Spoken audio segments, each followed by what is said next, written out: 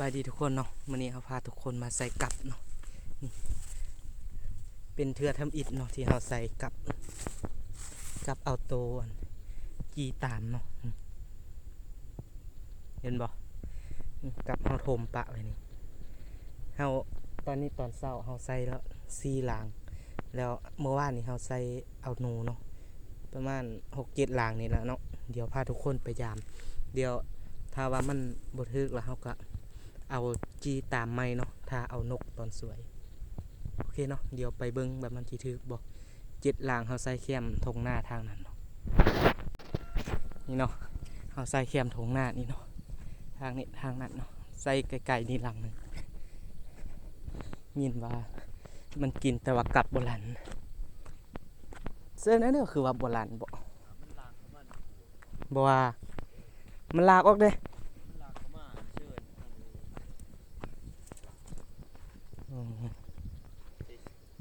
ซื้อสันแล้วซื้อดีๆแม่กินลางเดียวบ่ได้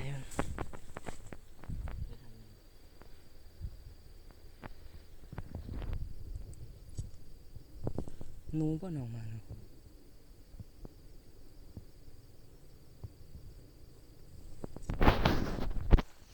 ใส่ต้น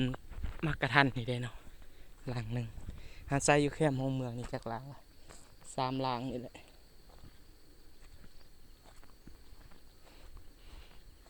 แต่ว่าเฮาใส่เมื่อคืนเนาะมันบ่ได้ดอกตอนนกเนาะเฮาใส่เอานกเฮาใส่กลางคืนถ้าว่าหนูมันบ่ถึกแล้วก็บ่ได้นกยังดินอยู่เนาะนะจียังดินเดียวๆอยู่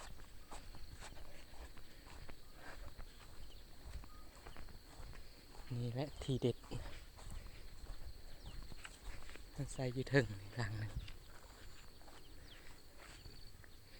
มันก็เปื้อเดี๋ยวไปเบิ่งก่อนบ่ได้บ่หนูมันบ่เคยกินอันนี้หลังนี้ก็คือเก่าเฮ้ยจีตายแล้วเพิ่นยังหลังนึงเนาะใส่อยู่ตัวจักจันสิว่าตัวนี้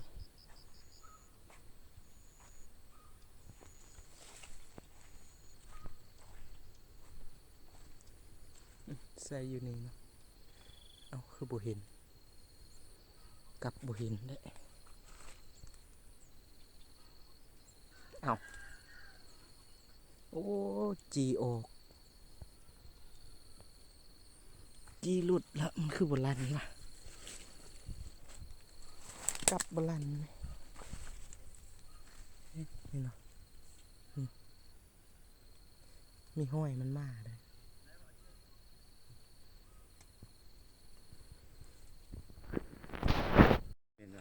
ยังเรือทรงรางสุดท้ายแล้วเนาะเส้นนี้รางหนึ่งอุ้ยถึกเทะถึกหนูเฮ้หนูน้อยถึกหนูน้อยเนาะมันยิวใช้เทิงเหมือนเดิมได้หนูตัวหนึ่งหนูน้อยนะตัวน้อยมาเบิ่งรางสุดท้ายแล้วเนาะ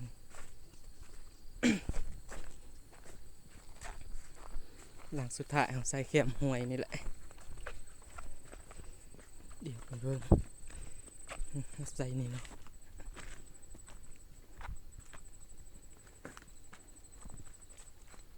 อุ้ยได้หนูได้เทะหนูถือเรียบร้อยเห็นบอกว่าอุ้ยตัวใหญ่ตัวนี้นี่เนาะ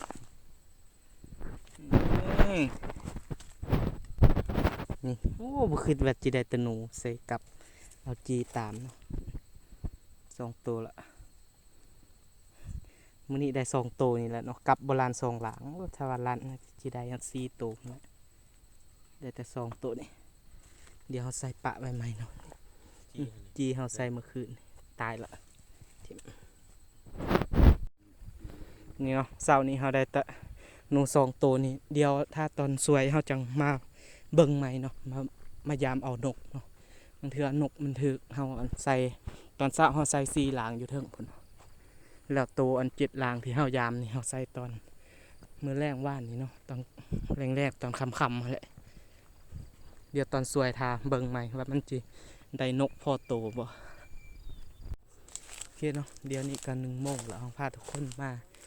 จอบเบิ่งอันกับที่เฮาใส่มื้อเช้านี่เนาะแต่ว่าเฮาบ่มีอันตัวจีมานำเนาะจีเฮาหมดละถ้าว่าเหงื่อมันร่อนนี่ก็คือว่าเฮาบ่ได้เปลี่ยนเนาะถ้าตอนแรกเพิ่นแหละจังสิขุดมาใส่เอาหนูอีกเนาะเพราะว่าแถวนี้เมื่อวานนี้เฮาบ่ได้ใส่หากก็ใส่ตอนเช้ามันก็เลยบ่ได้หนูเนาะเฮาใส่ตอนสวยเฮาใส่เอานกซื่อยังอยู่นี่จีก็ยังอยู่คือเก่ามันมีนกลงมากินอีกหลังหนึ่งใส่นี้เลยหมดตอมหมดตอมจีหมดเลยหมดตอมหมดและอีก2 ลางนะที่เราใส่มือเสานี่เดี๋ยวจะไปเบิ่งอันตอนเราใส่เมื่อวานนี่ได้เมื่อวานเราก็ใส่ปะไว้แต่ว่าอุ้ยถึกนกแต่ว่าอีหยังคู่ขนสะหมดเลยนกน้อยโอ้ยมึงไม่นกมาทึกแล้วตัวยังมากินบ่หุไหมคนสะหมดเลยนี่เห็นบ่นกกระขาดเข่งเลยไหมมันกินหมดเลยอุ้ยมันจนพ่อนบ่เดี๋ยวเขาจะเอานกตัวนี้ตามอีกหน่อยจีกันยังเว้ยคนสะหมดเลยนี่เนาะถ้าเอานกตามใส่เลยเนาะถ้ามันมากินนี่ทึกเลยแต่ว่าถ้าบุมีสายมัดเนาะบ่ฮู้ว่าตัวยังมากินเนี่ยโอ้ยยังเหลือน้อยเดียวมันกินหมดเลยยันมันจอนพ่อนเลยเนาะเดี๋ยวใส่นี่ถ้ามันมากมันถ้าว่ามันจอนพ่อนกินมันต้องมากินอีกเลยเพราะว่ายังบ่ทันหมดเดี๋ยวมาเบิ่งหลังนี้อีกหลังนึงเนาะเฮาใส่แถวนี้4 หลังเฮาใส่นี่หลังนี้อยู่นี่เนาะหลังนี้ยังคือเก่าเนาะโอเคเนาะกับเฮากูหมดแล้วเนาะที่ใส่เฮามาใส่บอลใหม่เนาะเดี๋ยวเฮาเอาจี้ตามคือเก่าเดี๋ยวใส่อันตามแคมห้วยนี่แหละขึ้นเดี๋ยวมื้ออื่นจังมายามน้ำกันเนาะสบายดีทุกคนเนาะตอนนี้ตอน6 โมงเช้าเนาะเดี๋ยวพาทุกคนมายาม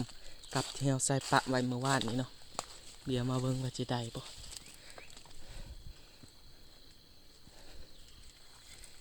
เขาใส่เอาหนูซื้อนะเขาปะไว้ตอนกลางคืนแบบนี้ถ้าว่าใส่ตอนสวยได้นกแต่ว่าเมื่อวานนี้เขาใส่บ่ได้เนาะ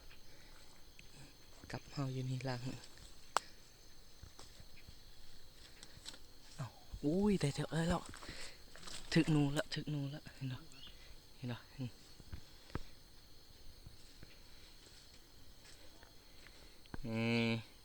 หลังแดกกระมานเลยละหนูตัวนึง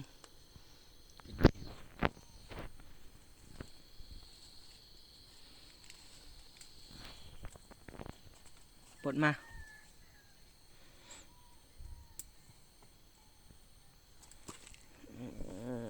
ได้แล้วได้ละแต้มหนึ่งใส่งามอยู่เด้อซ้ำนี่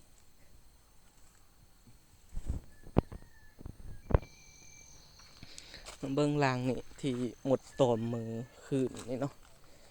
เมื่อวานนี่หมดตอมบักหลายๆมันก็เลยบ่ได้ไหม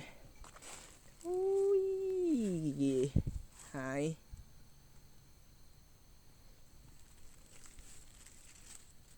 จีหายนี่หล่อน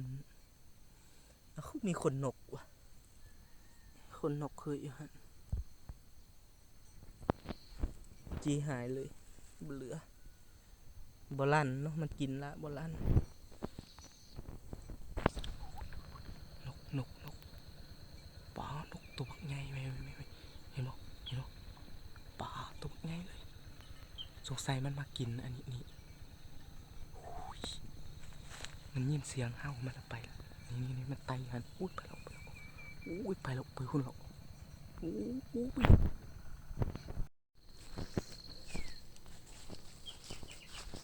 มาเบิ่งรางที่เฮาเอาอันนกรางนี้คือจิบได้เนาะเพราะว่าเฮาเอานกใส่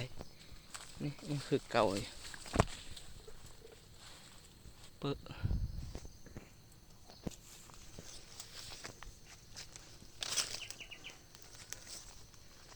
เบิ่งรางอันนี้ก็ยังคือเก่าเลยเปิดมากินเดี๋ยวย่ายก่อนเนาะเดี๋ยวมันย่ายไปใส่วันใหม่ก็ยานสีรางแล้วเนาะได้ตัวเดียวเดี๋ยวมาเบิ่งรางที่หารางนี้ที่มันกินมันบรันเนาะเฮาบ่ได้กูเมื่อวานนี้เอาปะใส่บนเก่าเลยเปิดยังคือเก่าอยู่ ชื่อเทิงเป็นใจเนาะแจ่มใสเลย รางนี้เฮาก็บ่ได้กูเนาะบอนถึกหนูตัวหนึงเมื่อวานนี้เฮาปะไว้บนเก่าเห็นบ่ได้คือเก่ายังคือเก่าอยู่รางนี้ยามนะได้กูเพราะไปใส่บอลใหม่เดี๋ยวไปเบิ่งนะ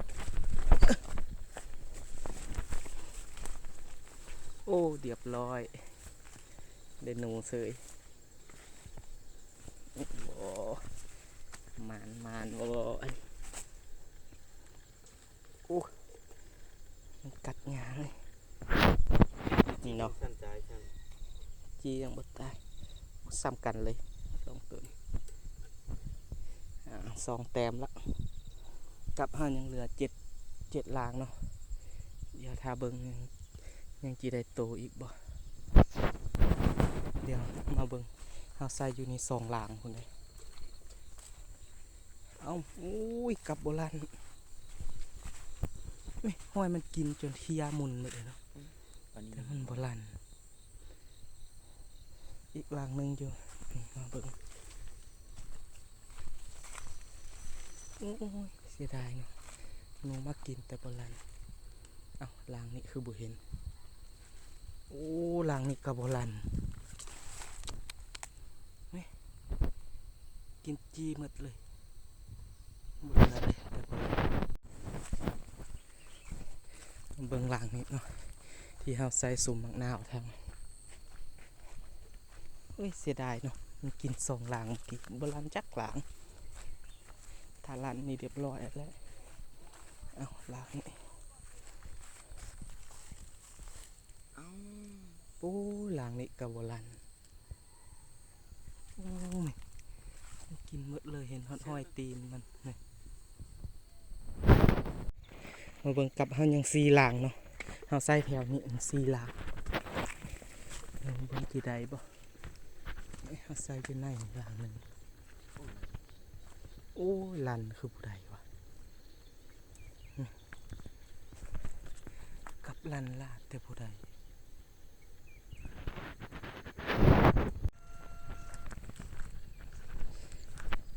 ลายลางแล้วได้ที่มันบ่ได้เนาะลางกินลั่นแบบว่าบ่แบบว่าหลุดลางมันกินบ่ลั่นแล้วก็ลายลางนี้ก็บ่ลั่นที่ตายแล้วก็จะยังอยู่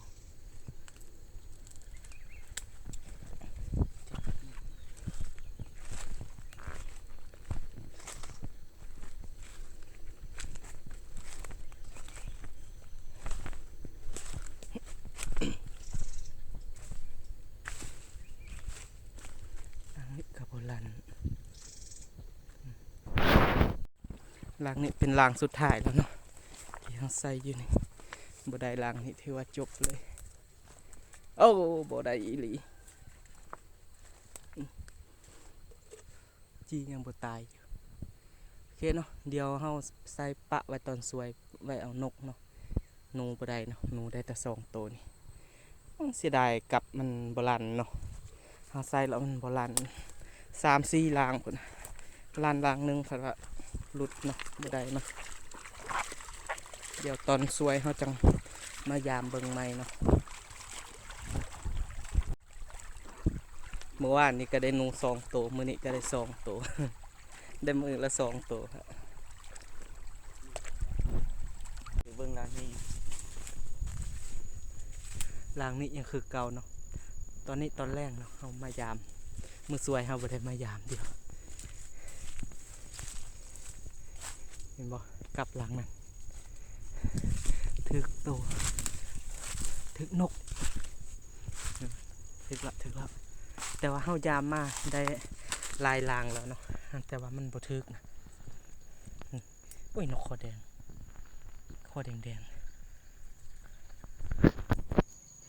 นี่เนาะกับเฮายังลางสุดท้ายเนาะยังอยู่ทางนั้นเนาะเดี๋ยวเฮาไปยามนี่เป็นได้ตัวหนึงเดี๋ยวเฮาใส่เอาหนูเลยเนาะนี่กี้ยังบ่ตายอยู่ยังดินอยู่ลางสุดท้ายเฮาใส่หั่นนะแต่ว่าบ่รัดยังเห็นคือเก่าอยู่เดี๋ยวเฮาปะนี่เนาะเดี๋ยวมื้ออื่นเช้าเฮาจะมายามเอาเบิ่งว่ามันสิได้หนูบ่ใส่เอาหนูเลยเนาะตายแล้วยังทันตายโอเคเนาะเดี๋ยวมื้ออื่นเช้าจังมายามนำกันไหมเนาะ